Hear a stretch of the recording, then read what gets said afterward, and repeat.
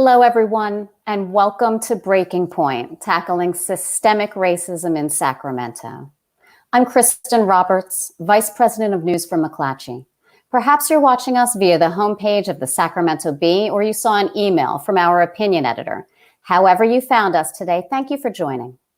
George Floyd's death has ignited weeks of protests across America, and our journalists have stood witness to these events, recording the voices of this protest movement and capturing breathtaking photos and live videos. Ida B. Wells once said, "The way to right wrongs is to turn the light of truth upon them."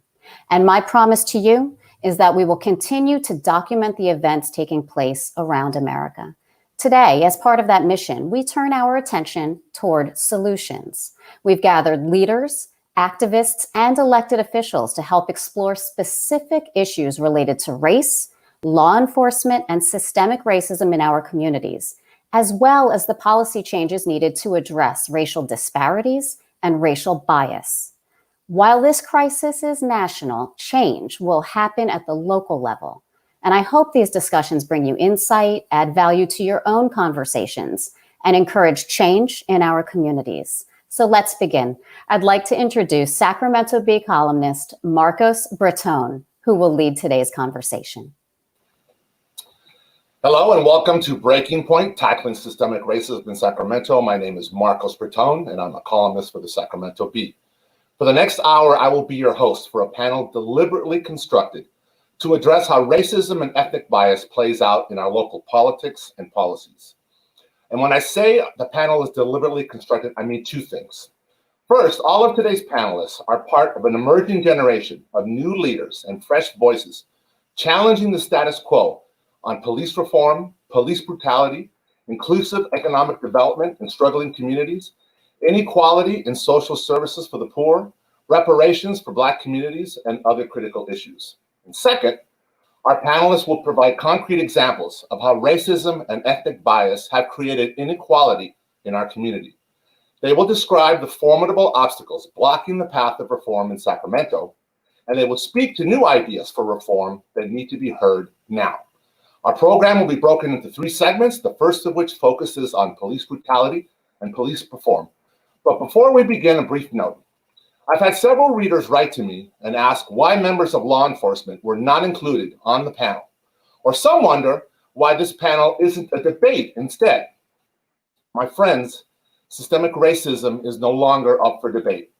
One could argue that we have reached this moment in time because too many have denied what exists in plain sight. The panelists that you have before you are your neighbors. They are not radicals. They seek to improve our community and in a larger sense, make good on the American promise of equality for all. Our hope is that you hear their voices, consider their words, maybe for the first time. So let's begin. With us today are Dr. Floyd chair of the Measure U Citizens Advisory Committee. Measure U is a 1-cent sales tax passed by Sacramento voters in 2018 to invest in under-resourced communities, affordable housing, and homeless care. Yet roughly half of its revenue is going to the police department. Dr. Kofer has been a leading critic of the police spending plan and an advocate for investing more dollars in communities as a way of preventing crime. Kieran Savage-Sangwan is the past chair of the Sacramento County Police Review Commission and is the executive director of the California Pan-Ethnic Health Network. And Katie Valenzuela. She was elected to the Sacramento City Council in March, defeating a 2-term incumbent. She doesn't take office until December, but Valenzuela has already emerged as a leading voice for social reform, police accountability, and housing affordability. Welcome to you all, and thank you for joining us. Thank you for having us. Dr. Kofer, let's begin with you. As succinctly as possible, can you explain to our viewers how the budget for the Sacramento Police Department is taking money that has been promised to struggling communities by Mayor Del Steinberg and other local officials? Sure, I can. So when the Measure U sales and use tax was passed in 2018, the promise was that the first half cent would remain the same as it had been for the past 6.5 years, and that the second half cent was going to be spent on inclusive economic development and community investment. And so what that meant was a flat funding of the things that had already been funded by the original half cent, which included police, fire, and youth parks and community enrichment. But what we've seen since that new sales tax started in the beginning of 2019 is that the police have gotten more money, and more recently, as has the fire department, and that the promise to the community for inclusive economic development and others has not been met. In our first budget, there was only $6 million of the new $100 million that was spent on economic development, and this year there's only $4 million, which makes up about 5% of the budget. But the police now make up over 50% of the budget when if they were flat funded, they'd only be getting about 25%. And as a follow-up, Dr. Cofer, let's stay with you. Let's focus on the issue of community dollars going to the police department and how it has spawned a discussion about how the police department is funded. It has led to the phrase defunding police. That phrase has been very controversial. It has been interpreted by some as a radical idea that would leave citizens vulnerable to crime. Dr. Cofer, can you tell viewers if they should fear the term defunding police? And if they shouldn't fear it, can you tell them what it means? Sure. So my answer would be no, we should not fear the term defunding the police. In fact, we really should embrace it, because what it means is that we actually shift away from thinking only about response to thinking about our actual goal. And the goal here is supposed to be public safety. And if our goal is public safety, then instead of asking the question of how do we improve policing, how do we just keep the status quo as is, we should be asking ourselves, what do we know about what makes us safe? What do we know about what our communities need? And are we meeting those needs, including the need for emergency response? But no one would try to figure out how to respond to an emergency before you try to figure out how to prevent it. And that's essentially what we've done here. We spend almost 70% of our city's budget on responding to emergencies and very little on figuring out if we even need to have most of those emergencies in the first place. And if not, what we could do about it. And so that's really what defunding the police is about. It's about saying, if we're really investing in public safety, let's do that. And certainly emergency response will be a part of that, but you don't design a healthcare system around surgery. You design a healthcare system around people staying healthy, and you have surgeries to fill in the gap when that doesn't happen because of accidents or because of chronic illness. And so when we don't do that, we miss an opportunity to actually make people safe. And then we're only responding when they've already not been safe and trying to either get justice for them or in some instances, trying to just figure out what happened. And that's the best case scenario. So I like to say, I don't want to, justice for me is not solving my murder succinctly. Justice for me is never being murdered in the first place. And I think we need to spend a lot more attention imagining what that can look like and investing in the things we already know can help us achieve that goal of public safety. Very good. Katie Valenzuela, we have a question from a viewer named Nicholas Walker Craig. And he would like to know about the people's budget. What is that? That's a great question. Thanks for pitching it, Nicholas. The people's budget to me is really how we should be budgeting in the first place, which is starting from a place of goals, like Flo just said. What are we trying to achieve? What outcomes are we looking for as a community? What are our priorities? And budgeting to meet those goals. So we've seen successful models in Los Angeles run by Black Lives Matter Los Angeles. And what we're doing here in Sacramento is surveying, really asking the community for your opinions, hopefully hosting a lot of online dialogue since the pandemic is prohibiting in person, so folks can learn from each other, learn about these models that Flo talked about, which are well established in research and in communities. Even here in Sacramento, we have models that we could be learning from and expanding, and then building a budget proposal both for the county and for the city, because everyone who lives in the city also lives in the county, so that we can have a budget that actually helps achieve those goals. Karen, I want to bring you in now. When the Sacramento Community Police Review Commission was created, it was touted as, quote, having teeth, unquote. It's still touted by several local politicians as real reform. Councilwoman Angelique Ashby, for example, likes to say that she wrote the language that created the commission and proudly cites it as an example of how serious Sacramento is about police reform. Karen, from your experience, can you tell us why Councilwoman Ashby is incorrect and why and how the commission has been ignored by the city council? Sure, I'm happy to do that. Thanks, Marcos. So first, I would say the commission is set up to be an advisory body to the city council. So the impact of the commission is entirely defined by the extent to which the council is willing to engage in oversight and reform of the Sacramento Police Department. And I would also say, I think, to Flo's important point, that the commission has really been restricted in scope to looking at what the police department actually does, when the real question here is, what does community safety and justice, what should that look like in Sacramento? There are cities in California that have much more robust actual citizen oversight of their police departments, such as San Francisco, where the commission actually sets department policy and independently investigates misconduct. But in Sacramento, the commission has not been given that authority, and is really restricted by what the council would like to see. And in my experience, the council has largely deferred their oversight responsibility to the police department itself. And as we know, the police cannot police themselves.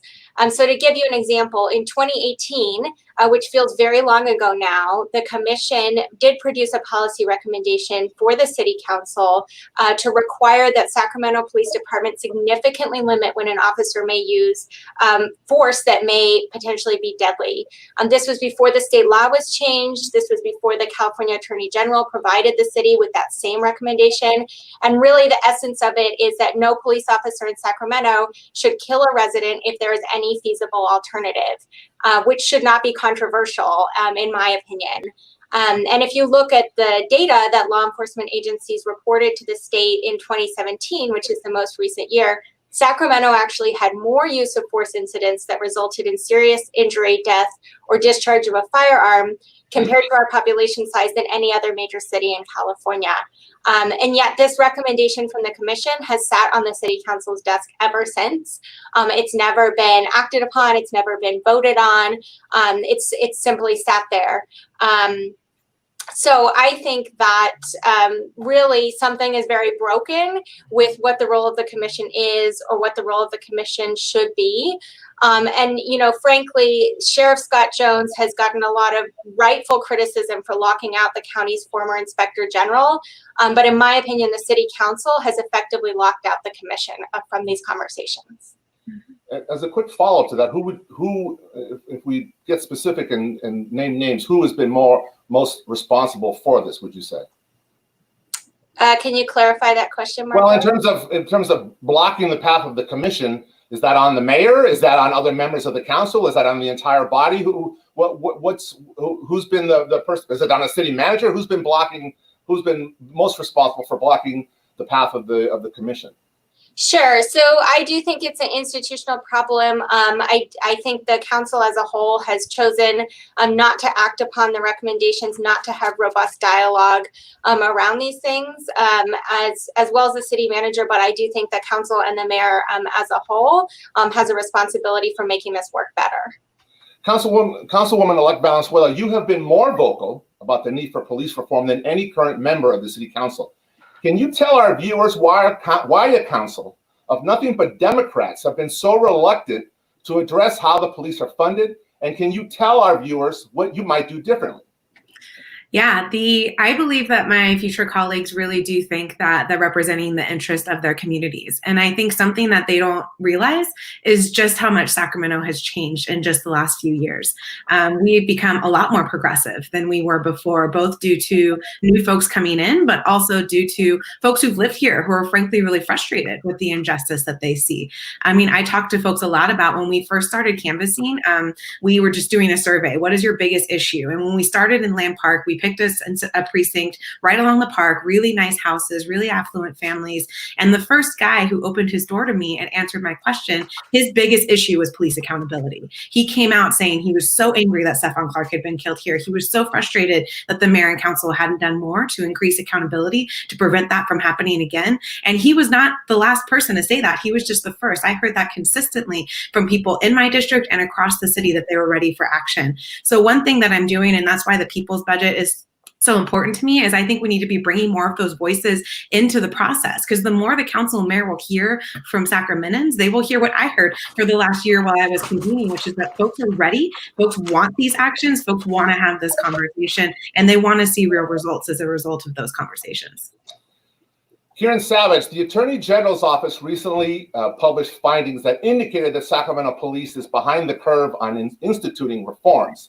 But that isn't how the council talks about the department and Chief Daniel Hahn, is it?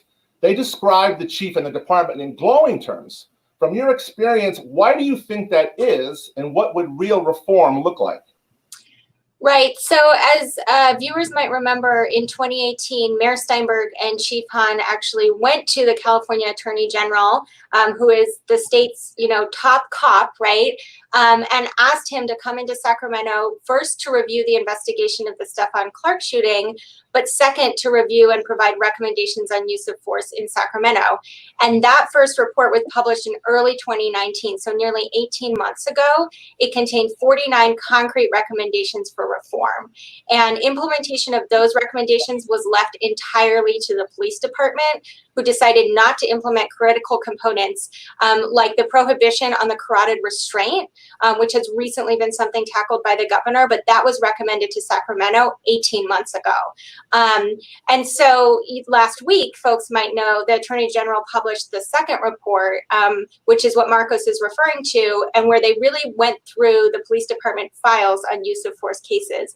And their results are not surprising, but I do think they should still alarm us. So for example, the report makes absolutely clear that use of force in Sacramento is racist, and that how force is applied in the community is completely racially based. Nearly half of the uses of force were against Black people. And furthermore, 60% were against people experiencing mental health crises. It also makes clear that these outcomes are not the result of a few bad apples. They are systemic and they are trained. So the report notes that officers currently receive training using videos that depict harmful racial stereotypes, and that the department appears to have created its own technique termed overwhelming use of force, in which officers utilize multiple force types at the same time, which is the diametrical opposite of de-escalation, right? And so, as you say, Marcos, the city council does continue to praise the Sacramento Police Department as a great department and compliments both the department and themselves for being progressive.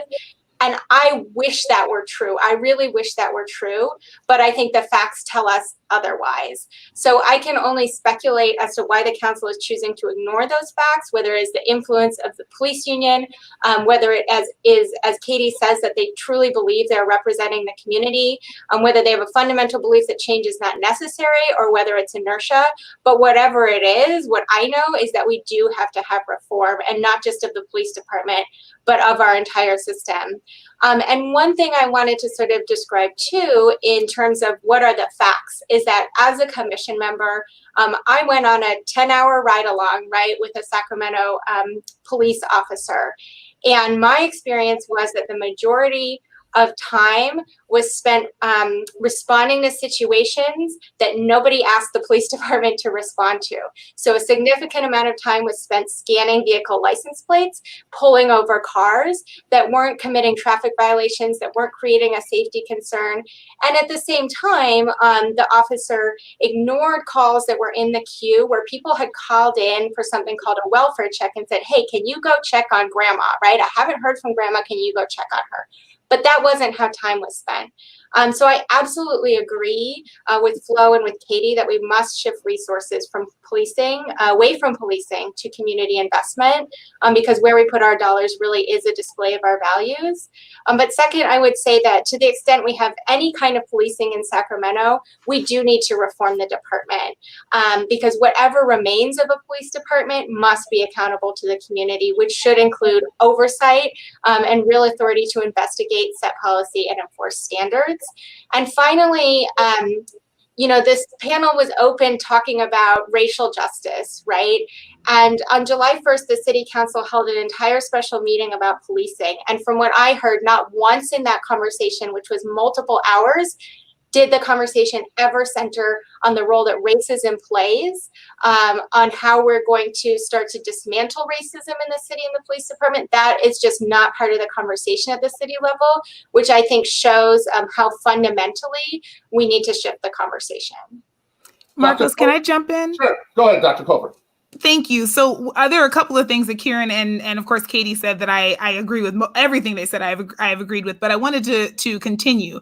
One is that, the idea that we're representing the community in Sacramento, and I think Katie hit on this, but I think there's another piece of this, which is that there's always been this idea of principled compromise. The mayor and other council members say that a lot, and they say they represent the whole city, not just a portion of it. But the thing we know about equity, if we're going to really address racism head on, is that just like you said in your intro, we can't pretend as if there are equal stakeholders here when we're talking about equity. Equity means that we are actually trying to right historic wrongs, and we are trying to close the power differential. And so you can't take the inconvenience of one group or one group to just liking the status quo and put that on par with other groups that are actively being harmed and have been harmed in a historical capacity. So I like to say, in response to principled compromise, that some compromises aren't principled. We made a Missouri compromise about bringing in slave states and free states. I don't think any of us think that's a great idea. We made a compromise about separate but not equal, or separate but equal that really was not equal. And I don't think anybody thinks that compromise was great. We made a compromise about don't ask, don't tell. I don't think anybody thinks that compromise was great. So sometimes we need to look back and say, is this even moral or ethical to be presenting two sides and to be compromising in this way? I think the other thing that Kieran brought up is that we have great commissions in this city, and they are routinely ignored, sidelined, and not listened to. And so this issue of how much money was being taken up by police and other entities from Measure U was brought to the mayor and council members on numerous occasions last year, and it was ignored long before COVID was a thing or had a name, and put us in the financial situation that we're in right now. Similarly, the police commission brought recommendations that were ignored for years. And so I think that part of what's happening here is that there is inertia and there is a lack of willingness to move certain conversations forward or to do things that are not that are not seen as part of the way we've always done things. And so, my feeling about this, I did a ride along similar to Kieran, and what I saw on that was I almost saw someone who was experiencing mental health and possibly substance use have the canine unit sicked on them before they bothered to even call the person out first. And when they did, the person came out and the canine unit wasn't needed. But the only reason that intervention happened was because the sergeant I was riding along with stopped on a call that he normally wouldn't have and stopped 8 officers from sending in the canine unit before they asked a simple question. And so things like that, I think Councilmember Chenier asked me to do that ride along as a way to be able to convince me that things weren't as bad as they were. And the 2 stops we made convinced me that the entire system may not even be reformable because of just the lack of critical thinking that I saw in handling issues that I think most adults in the city of Sacramento would have handled completely different and to a better end. Well, Dr. Corporal, let's stay with you. The City Council, led by Mayor Dale Steinberg, are currently touting police reforms that you and others consider to be dubious at best. Can you tell our viewers what the council is proposing and why the proposals are dubious? Yes, I think they're dubious in part because they're not community grounded. So, and this is the problem, I think, in Sacramento is that we find out what's going to be legislated on a Thursday when the agenda is posted, and then the vote happens on Tuesday. And in my time here, I've seen very few things fail, which says to me that they're either not pushing the envelope or that we've already had conversations about this, but the community is not allowed to weigh in. So, and again, an example is the inspector general position was created when we have a police commission. And when that commission was created, as has already been stated, the request was for them to have independence and for them to have the subpoena power. And that was just completely ignored as even an option. It wasn't even put on the table. And so now we're going to have another staff position that's within the city instead of giving this authority to the commission that we already have and that has done due diligence and is representing community voices. So that's part of the way that this is just wrongheaded. Another way is that we're saying that we're going to do 911 reform, but there are people already doing, diversion services right here in Sacramento that are not being consulted or not being seen as the models that we should use and are not brought to the table on those conversations. And that just should not be happening. And so I think a lot of it is that there's not a clear path for the council and mayor to engage the community in the way that Katie is right now. I think they come up with ideas and then say, please, everybody get on board. And when people say to them, well, I don't think that's necessarily the right first step, or that could be a piece of it, but that's not the direction we should be going in right now. That's ignored and it proceeds anyway. And then there's this expectation that we're supposed to say, well, thank you for doing something. And it's like, yeah, but that wasn't the something we asked for. Let's mix in a question from a viewer, from Kathy Freitman. And her question is this, and any of you can take this. How does it serve the interests of minority communities by eliminating and reducing police who primarily serve minority communities? I'm happy to start with that one. And I think we have to let communities define for themselves what service and needs are there. I don't know many folks in those communities who would say that their needs are being met by the current system. We have schools who are funded by property taxes. We have schools that don't have counselors. We have kids right now and families who are getting no rent assistance from the city, no direct services. It's hard to say that, like, I'm going to send a police officer into your neighborhood and that's going to meet your need when the needs are so deep and so systemic and so real.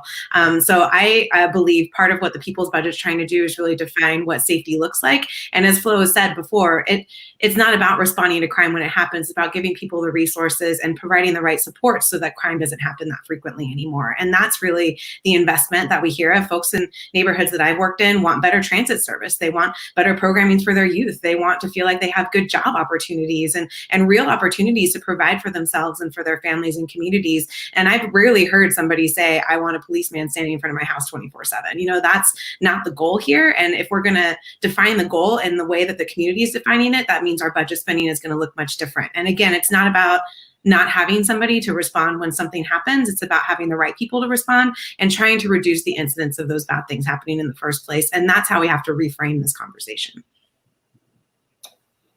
Viewer Jim Gonzalez asks, should Sacramento elected officials reject contributions from police unions?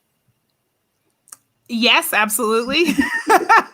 I think it presents a really clear conflict of interest for them in terms of, and I think that while they're technically not, it's not a quid pro quo thing where you get a contribution and then you are asked to vote specifically on this. I think that relationship is implied.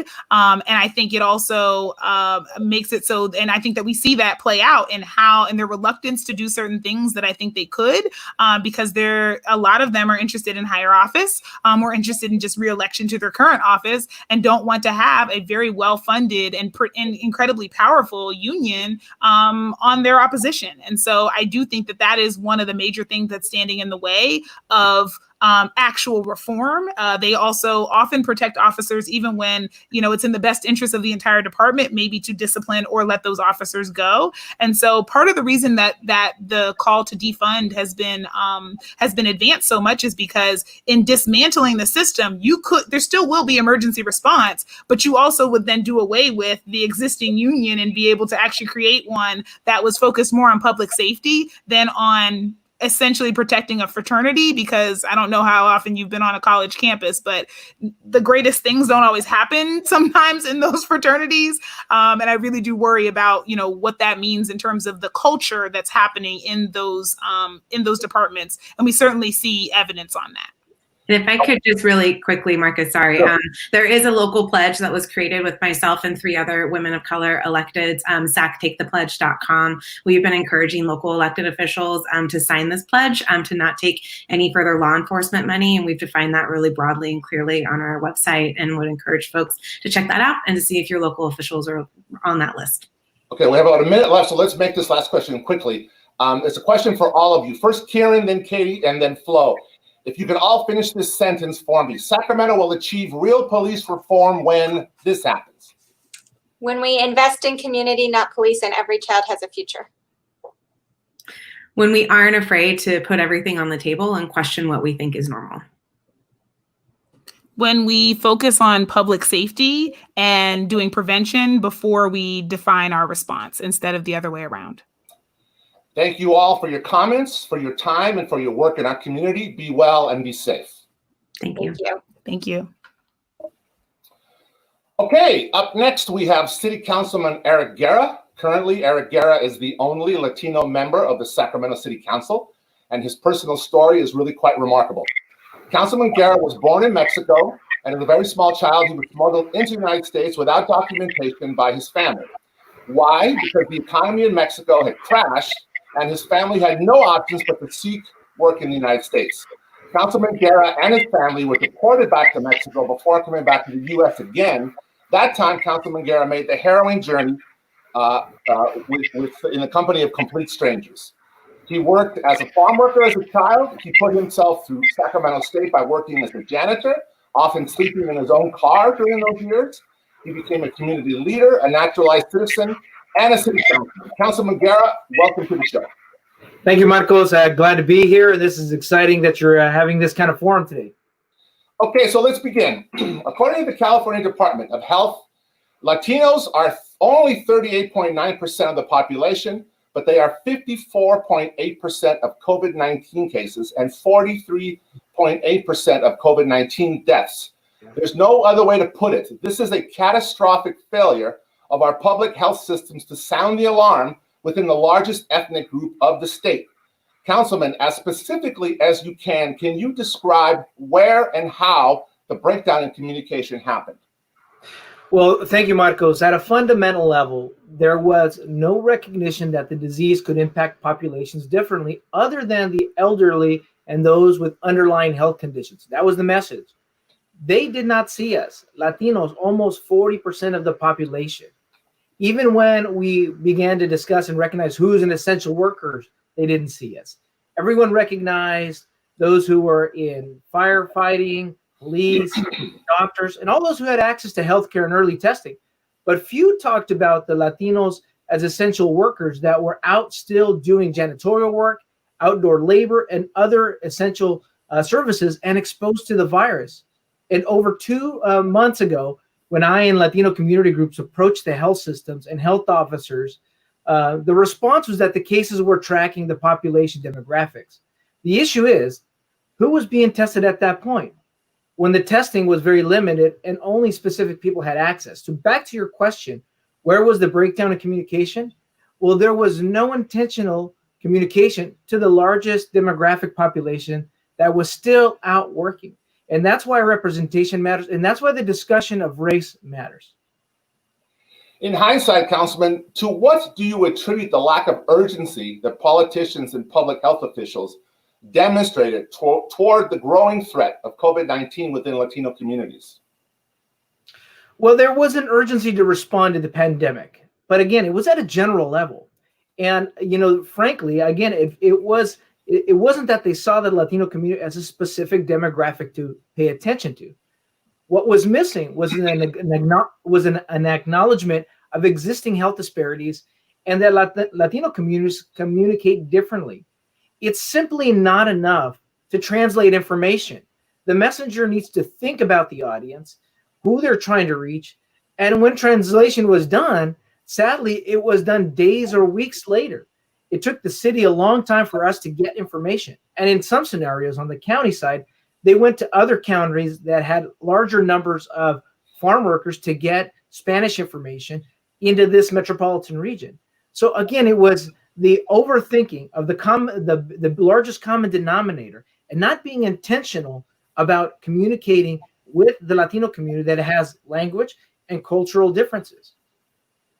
Can you describe for people the gaps in services that have worsened in this catastrophe? If you can be specific, that would be very helpful. In other words, the virus doesn't discriminate, but there is discrimination in how resources are allocated, correct? That's correct. And I think that earlier the conversation brought some of that up. The Latino and Black communities are more likely to be uninsured, be working in jobs not amenable to teleworking, or in jobs that no longer exist and they've lost all their income and health coverage, and living in housing situations with multiple generations, multi-families, with very little ability to social distance or self-quarantine. Now, while the virus doesn't discriminate on who it infects, these communities are not in an even playing field from the beginning. And before COVID, we already knew that Black and Latino communities were struggling with access to healthy foods. We had food deserts, living in areas with poorer air quality and lower wage jobs. Then COVID hit. Remember, these families that were already struggling, and if someone got sick with the virus, what would they do? Well, they may go to work and spread the virus to their coworkers without the accurate information. If they they didn't have resources, how would they feed their family? So recently, I've been working with organizations like La Familia and Asian Resources to work on these issues. But frankly, there's not enough resource focused on these workers and the intentionality of addressing the situation. Based on the information you have, Councilman, can you explain to our viewers some of the key reasons why COVID-19 has hit the Latino community harder than others?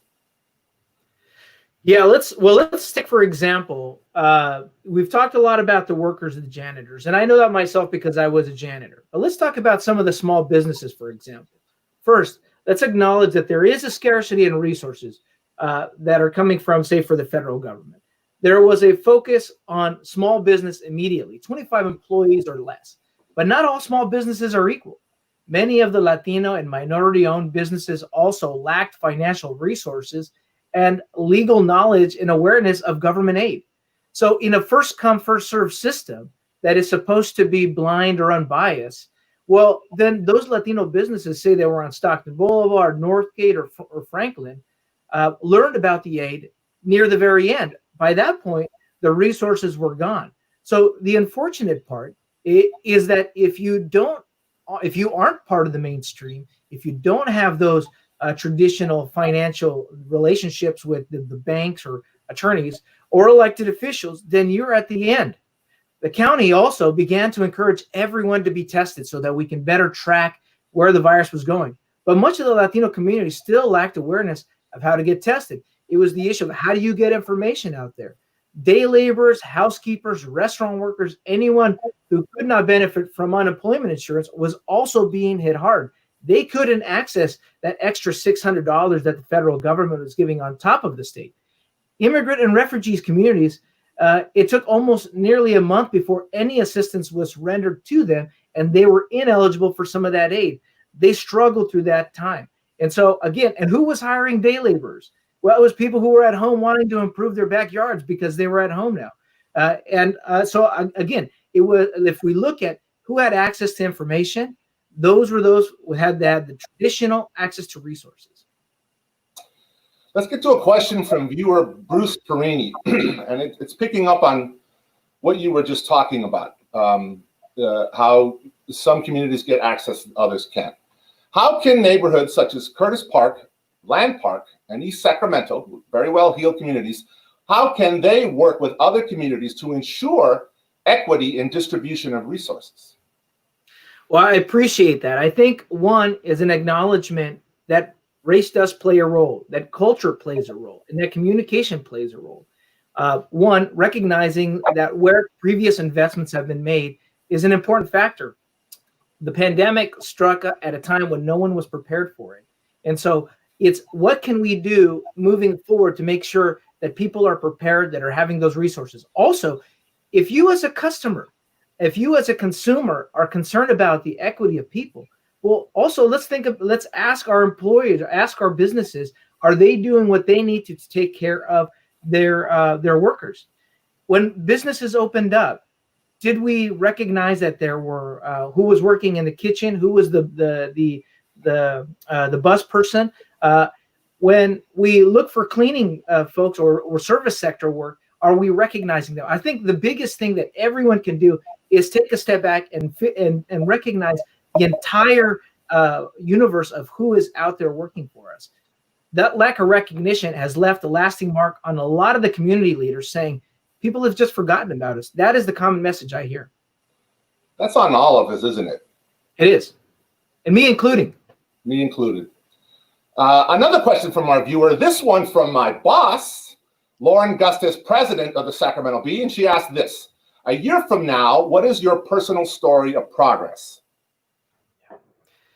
Well, I mean, of progress, one, I think that we've began to look at how every policy, even in an emergency, even in a pandemic of crisis, looks at race and culture and equity in the actions that we do. It is essential if we're going to be able to do that. And specifically in a state and in a county where 30% of your population is the Latino community, that is a huge issue. Also, we're a county that has a history of a lot of immigrant and refugees. The also a county and a city that had a history of redlining. So the impact to the Black families in Sacramento is a systemic one. So I think a year from now, we need to have already moved the needle in saying that any action we take, even if it's in a crisis, even if it's in a pandemic, has to have that vision and that response. It cannot be an afterthought, because the danger of an afterthought is that, particularly in a pandemic, when the virus spreads quickly on a day-to-day basis, any time delay is an increased exposure to people who are unaware and being left vulnerable. Councilman, can you talk about how this catastrophe has impacted you and whether it has changed you or your perspective in any way? Well, boy, it's impacted me in a very deep level. One, the sad news of hearing of a constituent family, hardworking Latina family, and the loss of their family members, and all of them being affected. But even more so troubling, the recent numbers from the California Department of Public Health that were released in July.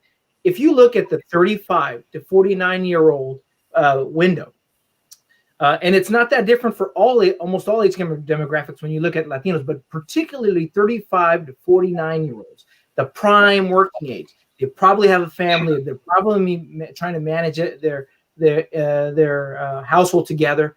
70% of the deaths are Latinos, when they're only 45% of our state population.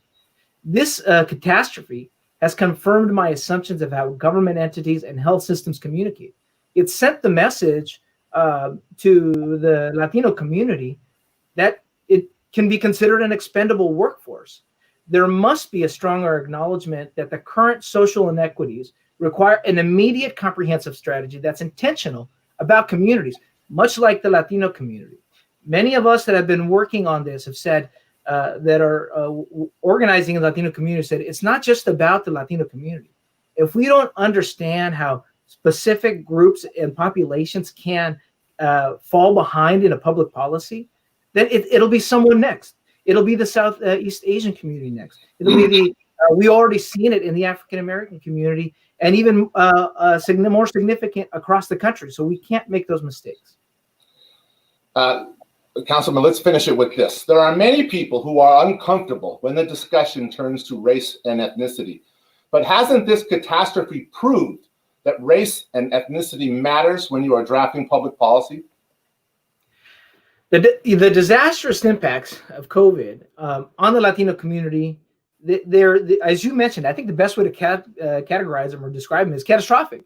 But it proves that it's a stark example of the consequences when not looking at policy through a racial and equity lens, and taking into account that ethnicity and race does matter. And we've already talked about that there were fundamental gaps and impacts in communicating with communities.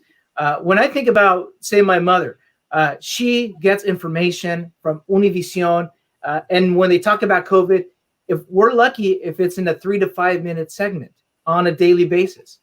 There's no Spanish newspaper outlets that we have here. The access to information for specific communities is very limited. So needing to understand that, I think, is critical.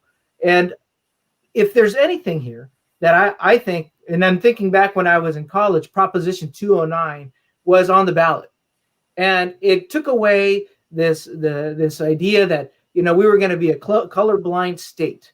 But Proposition, which eliminated 209, which eliminated affirmative action, created a great disservice to California, where now government entities, business people are afraid to talk about race.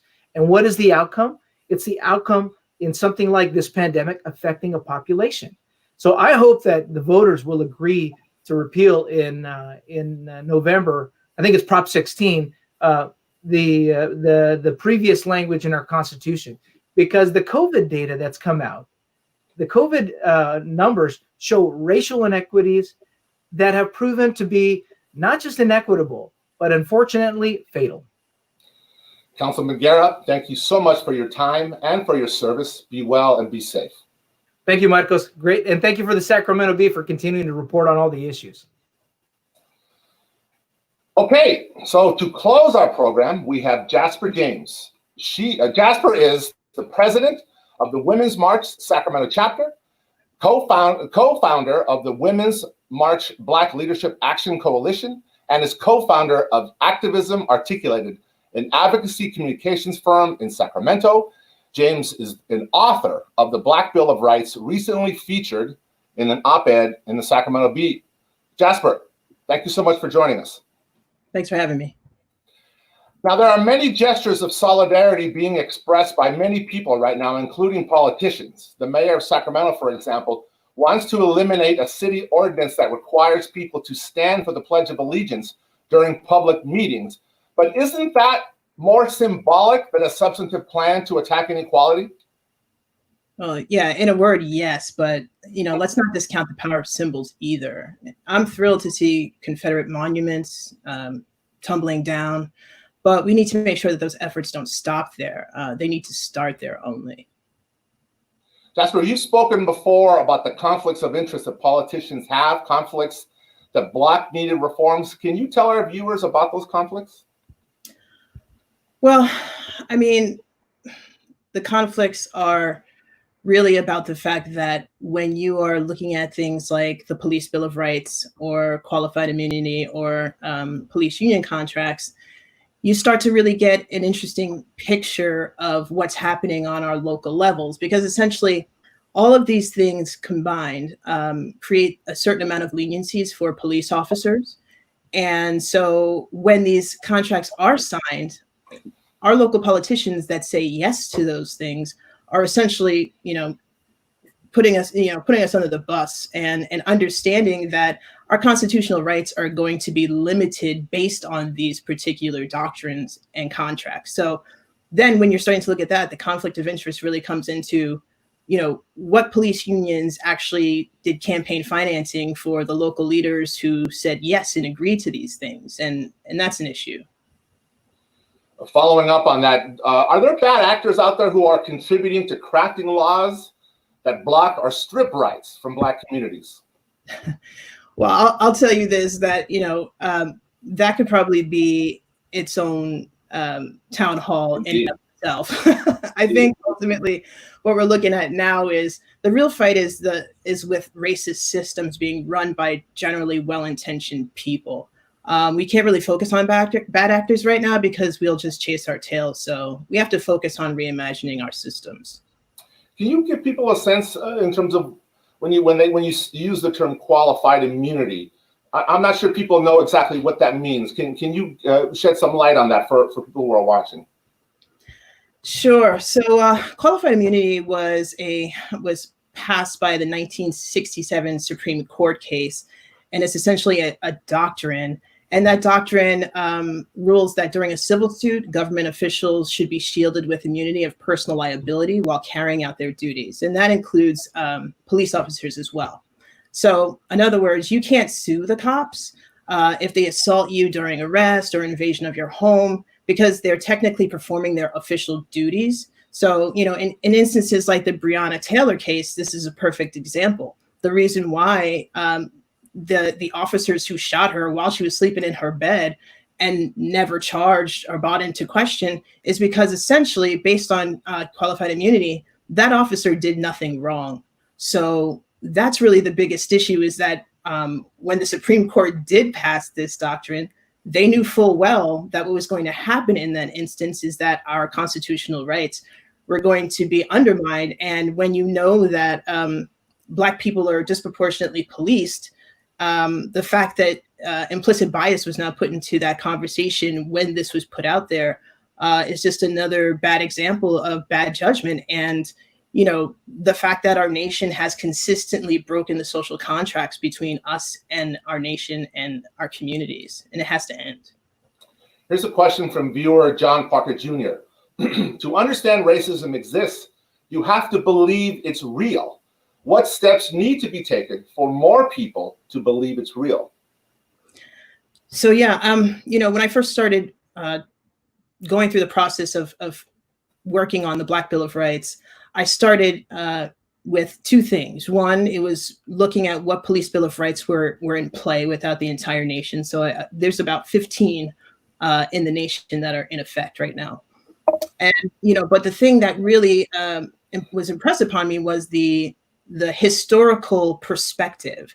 And I think that that's really the issue right now, is that because we all know that the winners write history, and that's the reason why we see Confederate statues all over the place. And, people are trying to say, this is our culture. Let's not erase our culture.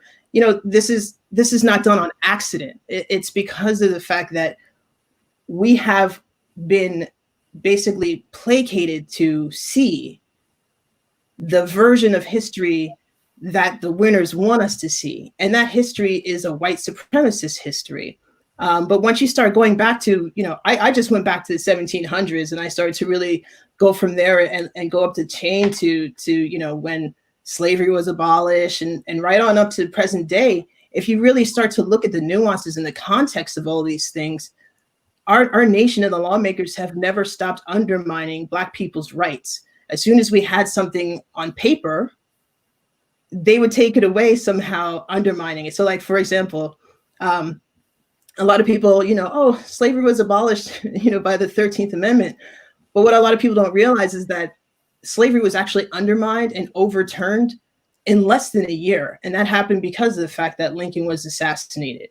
And so when Lincoln was assassinated, all of the things that he was putting into play were basically shut down.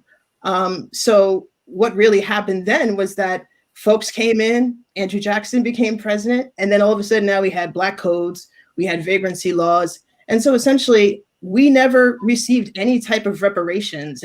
And I just don't even know how this is not a conversation that people are really trying to focus on unpacking right now, because it's what needs to happen. I mean, even the 40 acres and a mule, that wasn't a gift, that was a lease. And it was a lease on property that was crummy land. I mean, it was land that was passed over by the white landowners.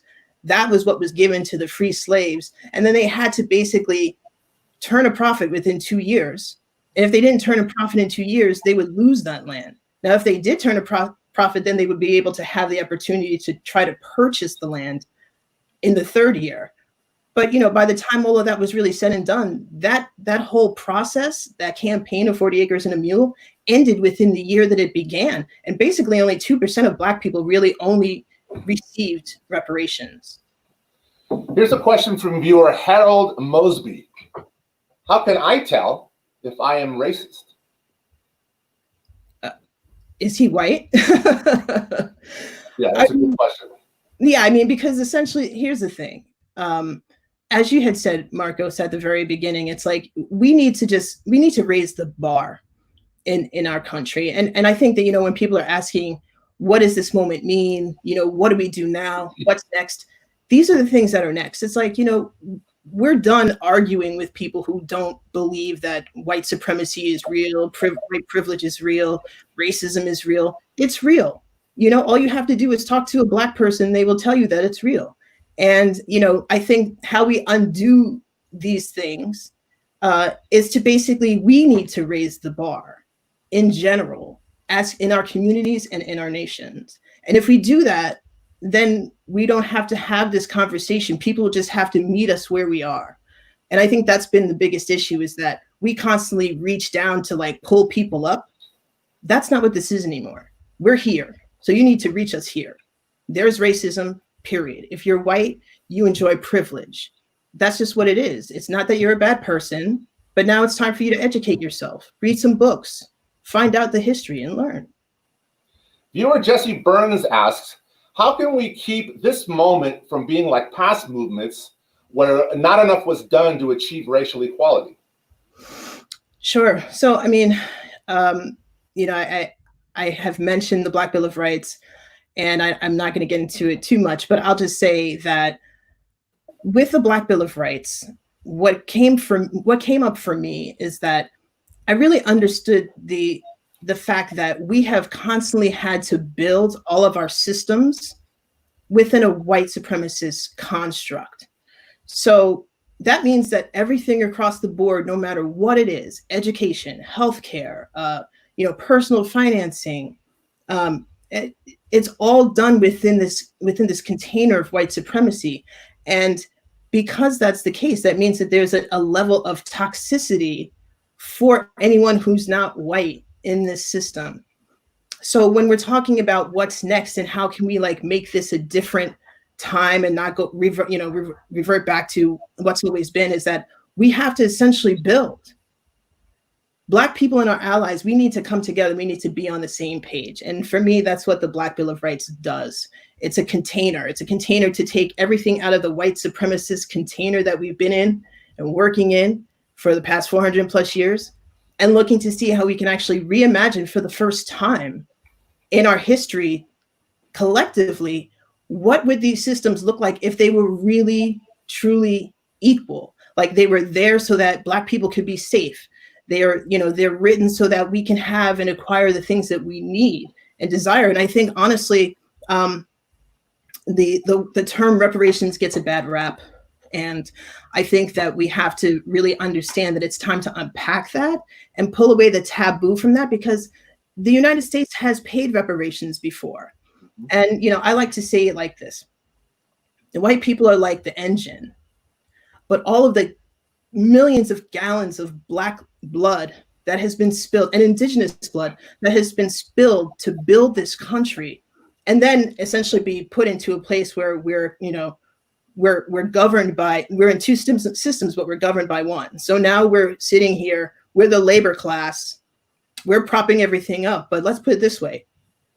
You can have the best type of engine possible, but if you don't have gas, you're not going anywhere. And the thing is that we've never come to terms with this as a nation. Like, we have to heal this rift, and we have to give the responsibility of governing back to the people who deserve to have it. Because if we're going to be living in two systems and we're going to be judged on within these two systems, then what are we doing? Why are we not looking at the fact that we should not be governed by a system that is not for us? We should not be governed by a system that looks to completely divorce us from the process of what our budgets are being put towards within our communities. Like, this is just unacceptable. It shouldn't be happening anymore. And so when I talk about reparations, this is an important conversation, because reparations really, for me, is understanding that reparations can start within the system. So for instance, Katie had mentioned the people's budget. That's a perfect example. People's budget, that sounds like a reparations budget to me. That seems like every community should be actually looking to put in a reparations budget. Okay, so now that's the case. Now we go to our schools. What do our schools do? Our schools also put together a little piece of budget so that we can start to build. We have to build the infrastructure for Black people again, because we know throughout history, people in our nation, our government has killed every single person who has tried to uplift our Black communities. Our government has undermined every single thing that we tried to do. Our government has brought in drugs into Black communities. They're throwing our people into incarceration in unquestionable amounts for profit.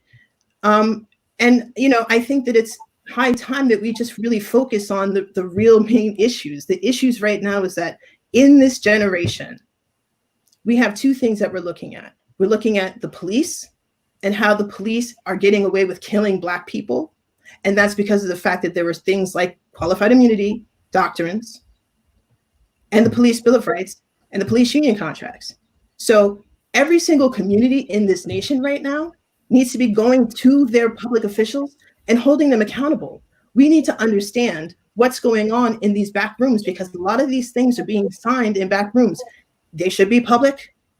There should be complete transparency, and there's not. And if our local leaders were really about being supportive for this new movement of Black lives, they would have no issue. They would have no issue with having transparency. And they would also understand the context that why would they sign a contract that gives leniencies to police officers when they know full well that in the event that they kill an innocent Black citizen, that person is essentially going to go free? We don't even have to go to trial. And that's the part of this that every community member needs to understand. And every single city and every single state of this nation. We need to educate ourselves, and then we need to understand how to hold our local leaders accountable. Jasper, thank you so much for your time and for being an important voice in our community. Thank you. This concludes Breaking Point, Tackling Systemic Racism in Sacramento. As your host, I'd like to thank all of our guests for joining us today. Thank you to you, the viewers, for watching and for reading the Sacramento Bee. This is Marcos Bertone, columnist for the Sacramento Bee, and I wish you a pleasant afternoon. Be safe.